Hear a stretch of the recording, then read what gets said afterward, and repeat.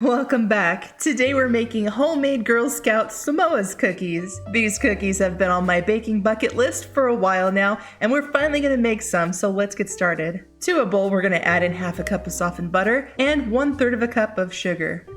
We're going to give this a quick mix.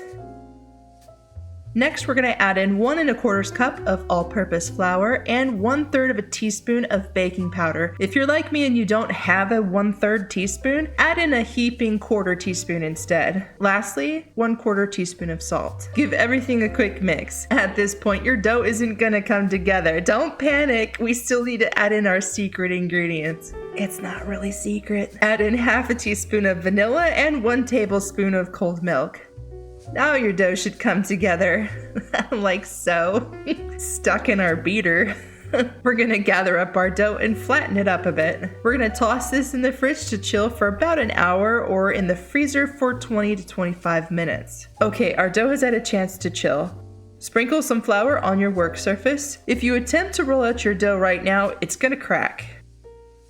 Just like this. The whole thing is pretty cold, so we have to beat it up a bit. It won't take long. See how soft it is and easier to work with? Plus, it's still pretty cold. Roll your dough out about 1/4 inch thick.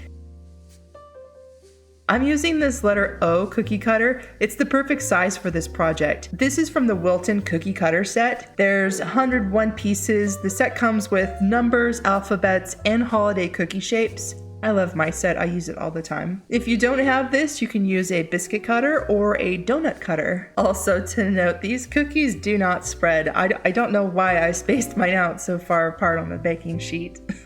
Into the oven at 350 degrees for 10 to 12 minutes. Set your cookies to the side. We're gonna toast our coconut flakes. You can do this in the oven or in a pan. I'm using a pan over medium heat. We're gonna toast 1 1/2 cups of coconut flakes, and since I've never toasted these before, it took a bit longer than I was expecting. Truth be told, I was kind of nervous about burning them. And once they did start to toast up, they continue to do so rather quickly, so keep an eagle eye on your flakes. I suppose I could have toasted them longer, but this is good enough for me. We're gonna set this to the side while we work on our caramel. I'm gonna use this bag of caramel bits, but those individually wrapped caramel squares work too. We're going to need about 2 cups of caramels. Add in 3 tablespoons of heavy cream and into the microwave for 2 minutes, stirring every 20 seconds or so.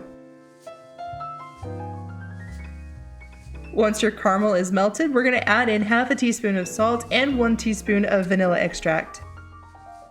The recipe says to spread about 1 to 2 teaspoons of caramel on top of each cookie with a spoon. I'm going to avoid the stickiness at all costs and pipe my caramel onto each cookie instead. Is this overkill? It sure is, but I feel like it's quicker and way less messy. As you go from cookie to cookie, the caramel will spread slightly, which is fine, it's okay. I didn't have any that ran off the cookie. Once your cookies are all topped with caramel, place your cookies back in the fridge for 2 to 3 minutes. This will help the caramel set up a bit.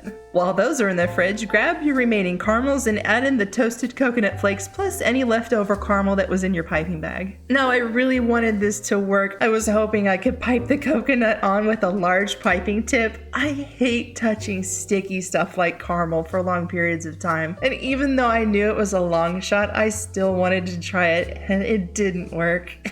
Nope, I knew it wasn't gonna work, but I had to try. You could try using 2 spoons to apply the coconut caramel to the cookies, but in the end I think it's just more efficient to use your clean hands instead. Once all of your cookies have their coconut topping, stick them in the fridge again while we prepare the chocolate. Okay, here's where I disagree with this recipe. It says to use 1.5 cups of semi-sweet chocolate chips. I rarely use chocolate chips for dipping stuff, mostly because it never really truly completely sets back up the way I want it to. I'd rather use melting candies instead, and I'm kind of kicking myself for not going with my gut on this one. Plus, for this cookie, I think chocolate chips are way too overpowering for this particular cookie. I would suggest using melting candies. The brand I prefer is called Make and Mold, and I buy it from Hobby Lobby.